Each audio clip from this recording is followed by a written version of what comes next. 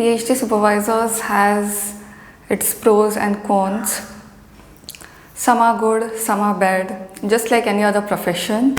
In today's video, let me focus on the bad side of it. In future, we will understand the good part of it.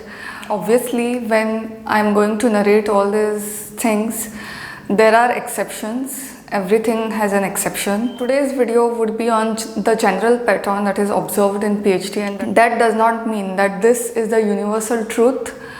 Let's address the elephant in the room straight away.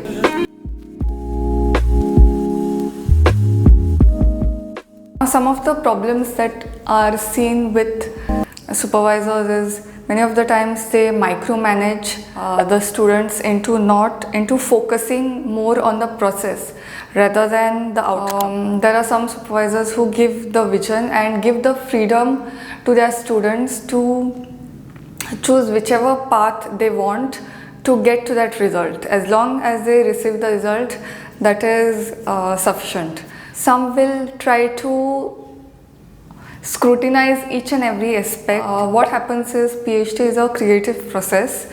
So whenever such thing happens, then you may feel that you may get results, but then you end up not getting results. And I'm sure this is with all the other professions as well.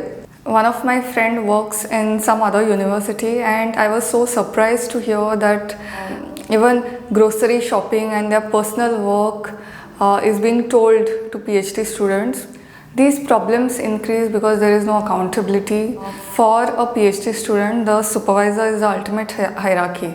So this fact is usually taken advantage of. I've made a detailed analysis of this in my previous videos, so you can have a look. It really breaks my heart to see that students leave their PhDs even in 4th and 5th year. And when I say that a supervisor is toxic for one student, this may not be the universal truth, because I've seen some students have issue with a particular supervisor, but the same supervisor can be good for other students. So these are not mutually exclusive. Sometimes there is a communication issue between supervisor and the PhD student.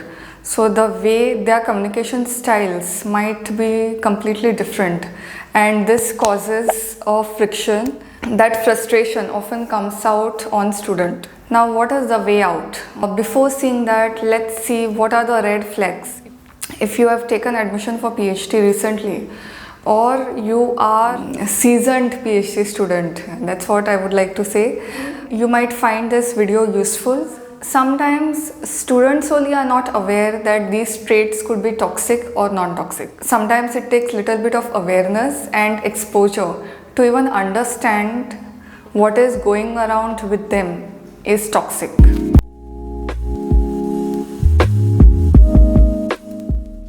No experiment is perfect, whether it is a dry lab experiment or wet lab experiment or a field trial, whatever it is. Even if you follow what is given in the research papers to the T, you may be the best person. Nobody can guarantee that 100% you will get the result only. It's most of the times it's circumstantial. Okay. That does not mean we should not put efforts, but what I'm trying to say is that the constant criticism and constant negative feedback can break the psyche of a PhD student.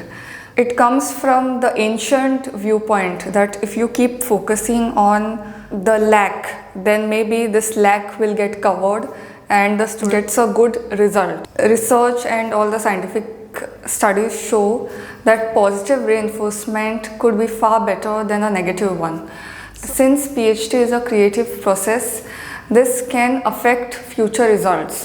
A supervisor could be assistant professor, associate professor or whatever designation they have. If it is an academic institute or if it's a purely research institute, then scientist. Whatever their hierarchy is, sometimes that frustration comes on PhD students.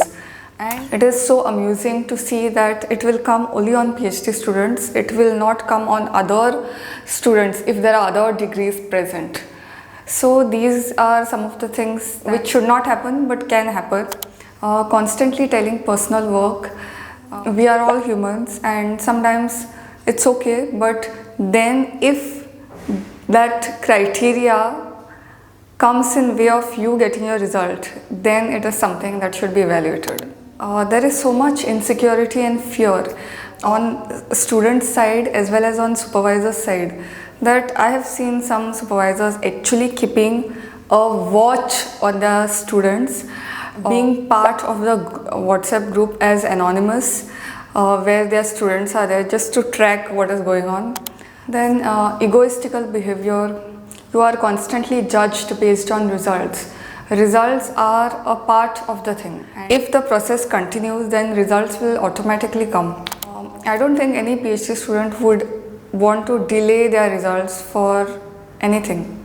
And sometimes supervisors call at odd timings. They hold their seminars also at odd timings and whatever, no boundaries. Biased behavior, sharing and discussing your data, your results with other students, that could be one of the potential red flag. This is not a sure shot way, but this could be one of the ways. They have less students under them. This can be a starting point if you are taking admission for PhD or trying to understand the number of students which are there under that particular professor or scientist.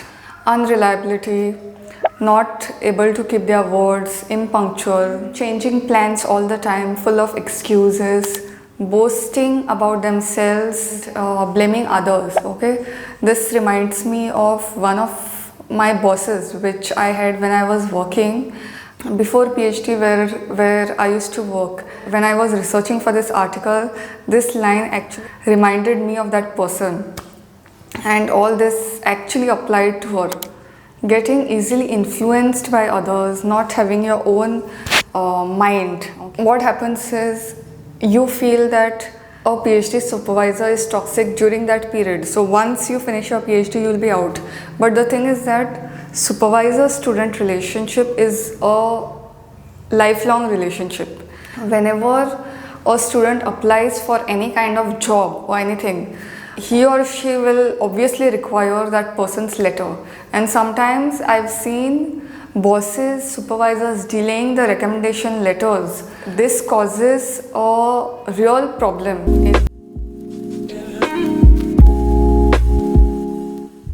If you have clicked on this video seeking for a solution to change a toxic supervisor, then maybe you are in for disappointment, because even I don't know the answer. There are few things that I would suggest to all those who are dealing with toxic supervisors, and the first thing is specifically for PhD first year students. If you find that your supervisor is toxic, then usually what students do is they feel that it's only during first 2-3 years. By the time you finish 4th and 5th year, things will be better. Things will not be better. If a person is toxic in first year, he or she will be toxic in the final year also. Then either get your supervisor changed or leave that place. The sooner you do this, the better it is. There is no point in delaying. Second thing, if there are few things that are bothering you, then you can speak to the supervisor. Don't wait for things to pile up. Give clear signals firstly. You are here on merit. Neither you are doing any favor on anyone by joining for PhD, nor is somebody else doing the same to you. Because many of the times we feel that if we speak or bring out this issue, it would affect your PhD. If that happens, then it's not worth pursuing PhD under that person. And secondly, if you have a co-supervisor, approach that person, okay? If things become quite difficult, you want to work in that institute, but because of the person problems are getting, then you can get your supervisor changed. So these are some of the things that you might want to consider. Here, one thing I would like to emphasize is that the aim is not to change the behavior, things which are clear to you. Put yourself out. Here what happens is you may be the best student, you may be very hardworking. I've seen hardworking students and talented students with whatever all India rank they have struggling in PhD So it really boils down to a supervisor and student PhD relationship. Your efforts don't matter if the supervisor is toxic, because he or she will find ways to find faults with that person. Okay. You may think that you have done the experiment to the fullest, but the thing is that there could be certain loopholes and your supervisor will get stuck on that only. So I suggest you to evaluate whatever is going on if you are in such a situation, and take concrete steps and do it early. See you in the next video.